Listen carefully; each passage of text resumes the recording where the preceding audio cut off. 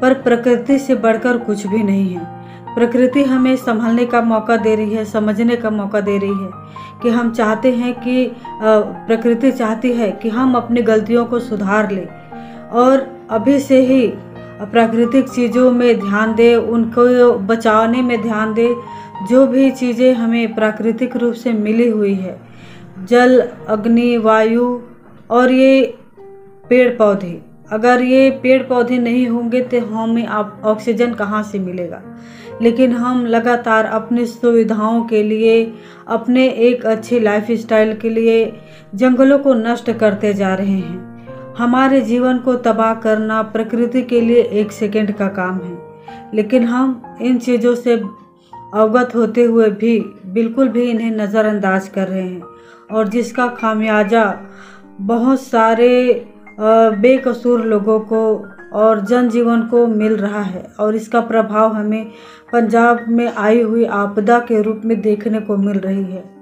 My dear friend, इन सब चीज़ों को देखते हुए ये लगता है कि हम इंसान कुछ भी नहीं हैं प्रकृति के आगे, और हम इन सब चीज़ों को ध्यान नहीं देते हैं। हम अपने जीवन में लगे हुए हैं लोगों के साथ नफ़रत करने में, क्रोध निकालने में, अपना फ्रस्ट्रेशन निकालने में। जब जिंदगी ही नहीं रहेगी तो किस बात का घमंड, किस बात की नफ़रत, किस बात की जेलसी।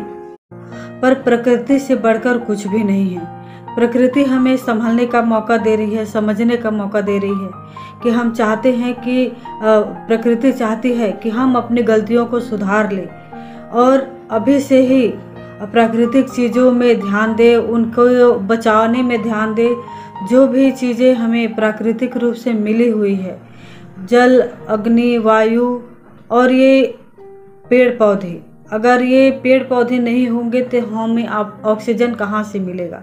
लेकिन हम लगातार अपनी सुविधाओं के लिए, अपने एक अच्छी लाइफस्टाइल के लिए जंगलों को नष्ट करते जा रहे हैं। हमारे जीवन को तबाह करना प्रकृति के लिए एक सेकंड का काम है, लेकिन हम इन चीज़ों से अवगत होते हुए भी बिल्कुल भी इन्हें नज़रअंदाज कर रहे हैं और जिसका खामियाजा बहुत सारे बेकसूर लोगों को और जनजीवन को मिल रहा है। और इसका प्रभाव हमें पंजाब में आई हुई आपदा के रूप में देखने को मिल रही है।